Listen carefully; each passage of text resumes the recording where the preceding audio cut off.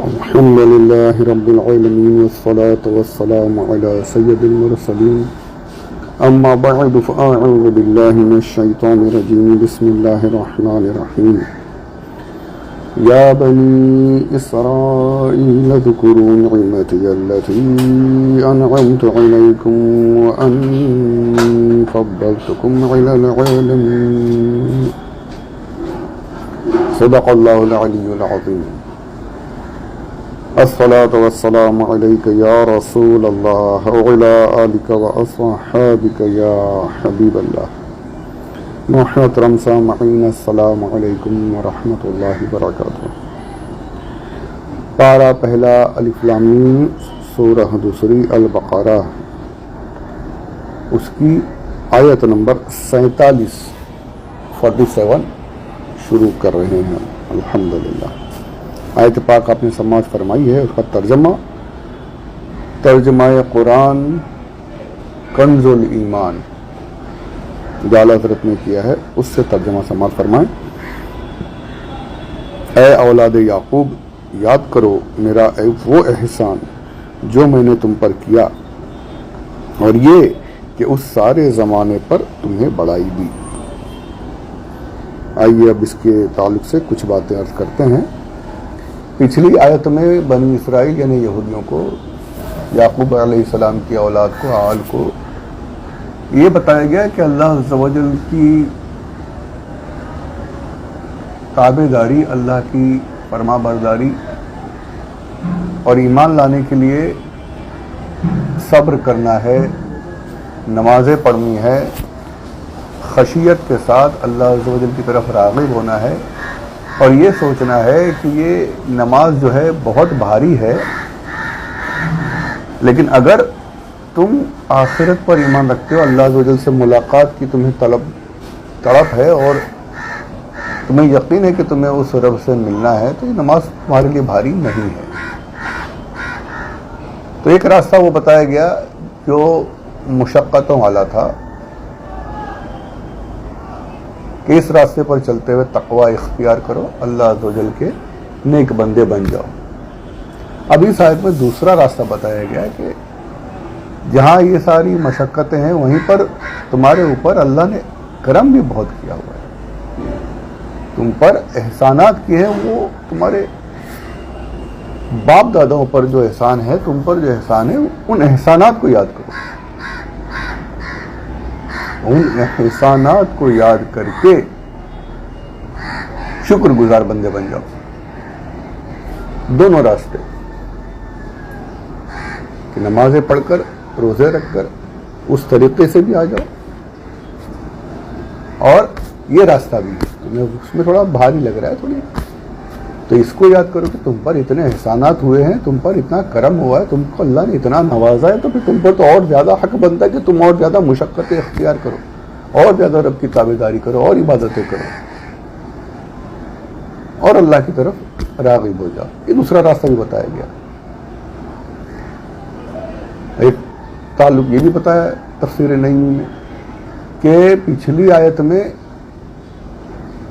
آنے والے جو اعمال ہیں وہ کرنے کے بعد کہ اگر تم نیک نہیں بنو گے، نمازیں نہیں پڑھو گے، روزے نہیں رکھو گے، صبر نہیں کرو گے، تو آگے کیا تکلیف پیش آئے گی؟ یہ کہ تمہیں اللہ عز و جل سے ملنا ہے، اور تم جب ملو گے اور برے اعمال کے ساتھ رہو گے، بے ایمانی کے ساتھ، ایمان نہیں ہے، کفر پر مرو گے، تو پھر اللہ کا غضب تمہیں نصیب ہوگا۔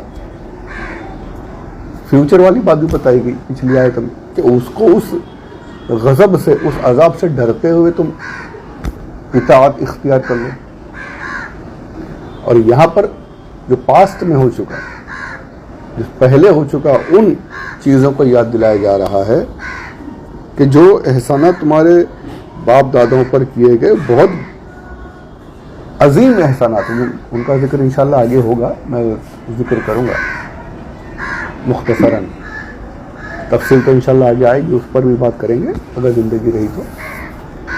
فی الحال یہ کہ دونوں چیزوں کا دھیان رکھو، آگے کا پچھلی آیت میں آگے کا بتایا گیا کہ اگر نیک نہیں رہے، ایمان والے نہیں رہے، تو اللہ کے کا غضب ملے گا، اس سے ڈرتے ہوئے صبر اور نماز کے ذریعے مدد حاصل کرتے ہوئے اللہ کی اطاعت اختیار کر لو. اور اس آیت میں پچھلے جو احسانات تھے انہیں یاد دلایا جا رہا ہے کہ یاد تو کرو کیا کیا تم پر ہوا. جب اتنا کچھ تم پر انعام ہو چکا ہے تو تم رب کی اطاعت کیوں نہیں کرتے, شکر ادا کیوں نہیں کرتے, شکر ادا کرتے ہوئے اللہ عز و جل کے نیک بندے کیوں نہیں بن جاتے. یعنی پہلے ایک الگ طریقے کا علاج بتایا گیا. جیسے سمجھ لیجیے ڈاکٹر, کچھ ڈاکٹر ہوتے ہیں سرپ سے ٹیبلٹ سے علاج کر دیتے ہیں, کچھ ڈاکٹر ہوتے ہیں انجیکشن وغیرہ لگا کر علاج کرتے ہیں. دونوں علاج ہو رہے ہیں. اچھا جراح جو ہوتے ہیں سرجن, وہ دیکھتے ہیں کہ بھائی اب اس سے کام ہونے والا نہیں تو سیدھا اسکیپل کیا بولتے ہیں لوگ ڈاکٹر کا, کاٹ دیتے ہیں, سیدھا کاٹ کر کے ہی وہ پھوڑے وغیرہ کے نشتر لگا کر کام تمام, چلو فٹافٹ. یعنی علاج کے طریقے الگ الگ ہیں. علاج تو کرنا ہی ہے, علاج ایک ہی چیز ہے, مقصد ایک ہی ہے, لیکن طریقے الگ ہیں. تو یہاں بھی وہی ہے کہ ان کی بیماری کو دور کرنا تھا, کفر کو دور کرنا ہے, تو دونوں علاج بتائے گئے. مشقت اختیار کرتے ہوئے نماز اور روزہ صبر کو اس کے ذریعے سے مدد حاصل کرتے ہوئے اللہ تعالی کی تعریف طرف راغب ہو جاؤ. اب یہاں پر کہ پچھلی نعمتوں کو یاد کرتے ہوئے, شکر کرتے ہوئے, ان کو یاد کر کے اللہ کے اپنے اوپر اتنی نعمتیں ہوئی تو اپنا اس نعمتوں کا حق ادا کرتے ہوئے شکر گزار بنتے ہوئے اللہ کے ہو جاؤ. سبحان اللہ. یہ اب دیکھیے قرآن پاک کس قدر اس پہ میں نے تو کئی بار کہا کہ جتنا سوچیں اتنا نکلتا رہے گا نیا نیا نیا. یہ ہمارے اسلاف نے ہمارے لیے اتنے خزانے چھوڑ کر گئے ہیں, بس یہ کتابوں میں ہیں, علماء پڑھتے ہیں, عوام کو کوئی فکر ہی نہیں. اللہ ہمیں وہ فکر عطا فرما دے, مجھے بھی آپ کو بھی. آمین بجاہ النبی الامین صلی اللہ علیہ وسلم. گویا کہ اس آیت میں, پچھلی آیت اور اس آیت میں دونوں طریقے بتائے گئے کہ انسان جب کوئی کام کرتا ہے نا, انسان یہ فطرت ہے ہماری, کوئی بھی کام اگر کرتا ہے بندہ, کوئی انسان کوئی کام کرتا ہے تو دو چیزوں کی وجہ سے کرتا ہے. ایک یا تو خوف سے کرتا ہے یا شوق سے کرتا ہے. کسی چیز کا ڈر ہو, پڑھائی کر رہا ہے تو استاد کی مار کا ڈر, ماں باپ کی ڈانٹ اور مار کا ڈر, اس ڈر سے کہ بھائی اگر نہیں پڑھوں گا تو بہت پٹائی ہو جائے گی, ہوم ورک نہیں کروں گا تو مار پڑے گی, اس ڈر سے ہوم ورک کر لے رہا ہے, اس کو ڈر سے کام کر لے رہا ہے. اور کچھ اسٹوڈنٹس ایسے ہوتے ہیں کہ جنہیں بڑا شوق ہوتا ہے, وہ ڈر وہ تو گھر پہ آئے بھی تو کتابیں لے کر کے, کتابی کیڑا کہہ دیتے ہیں لوگ, مذاق اڑاتے ہیں.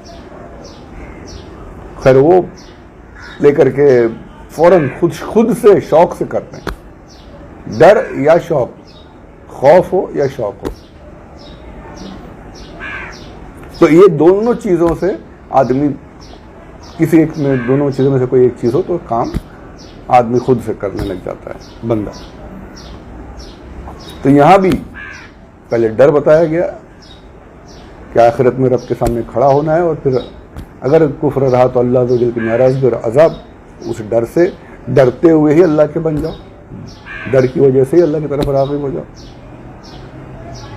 اور یہاں پر نعمتیں یاد دلائی گئی, اور نعمتوں کا ذکر کر کے شوق پیدا کیا گیا, ان کے دل میں شوق پیدا کیا گیا کہ بھائی اتنا کچھ تمہیں ملا ہے, اتنی نعمتیں ہیں تم پر ہوئی ہیں, تو کم سے کم ان نعمتوں کو یاد کرتے ہوئے ہی اللہ کے بن جاؤ. ان نعمتوں کا ذکر کرتے ہوئے, ان کا شکر ادا کرتے ہوئے, اللہ اس نعمتوں کے شوق سے, اللہ کے دیدار کے شوق سے, اللہ کی نعمتوں اور اس کی عطا کے احسانات کو چکانے کی بس ایک شوق لے کر کے ہی تم عبادتیں کر لو, ایمان لے آؤ, نیک بن جاؤ. دونوں طریقے بتائے گئے. پچھلی آیت میں ڈر والوں کے لیے بتایا گیا, اس آیت میں شوق والوں کے لیے. سبحان اللہ. دونوں طریقے. اور یہاں پر آپ اسلام میں دیکھیں تو ہر جگہ ہمارے آقا صلی اللہ علیہ وسلم کا لقب بھی یہ دونوں بشیر و نذیر دونوں طرف بتایا گیا کہ بشیر بھی نذیر بھی, خوشخبری بھی دے رہے ہیں میرے آقا, اور ڈرا بھی رہے ہیں عذاب سے. تو دونوں چیزوں سے ہمارے اسلام میں جگہ جگہ پر ہے کہ بشارت بھی دینا ہے خوشیوں کی, اور ہمیں بھی وہی حکم بھی یہی ہے کہ آپ کو دونوں چیزوں دونوں طریقے سے رہنا ہے. اللہ کی رحمت کی طرف امید لگا کر کے, اس کے شوق سے کہ مجھے رحمت ملے گی, ایمان لانا ہے, نیک اعمال کرنا ہے, اور اللہ کے عذاب سے ڈرتے ہوئے گناہوں سے بچنا ہے. کہ نہیں کروں گا تو یہ عذاب بھی ہوگا.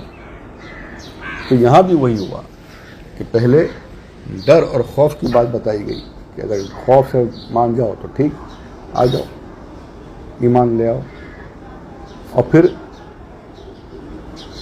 شوق والی بات بتائی گئی کہ تم پر اتنے انعامات ہوئے ہیں تو اس انعامات کے شکر کو ادا کرتے ہوئے رب کے دیدار کے شوق میں ہی آگے بڑھ جاؤ اور ایمان لے آؤ. سبحان اللہ. تو یہ کچھ باتیں پچھلی آیت سے اس آیت کا تعلق جو تھا اس پر کی. ابھی اگلی باتیں انشاءاللہ اگلے آڈیو میں کریں گے. اللہ عز و جل سے التجا کہ ہماری اس کوشش کو قبول فرمائے، کامیابی عطا فرمائے. آپ سب سے بھی گزارش ہے کہ چینل کو سبسکرائب اور لائک کرتے رہیں، آگے بڑھاتے رہیں، شیئر کرتے رہیں. میرے لیے اپنے لیے آخرت کا ذریعہ بنے. پروردگار ہماری اس کوشش کو قبول فرمائے. امین بجاہ النبی الامین صلی اللہ علیہ وسلم وما علینا الا البلاغ المبین.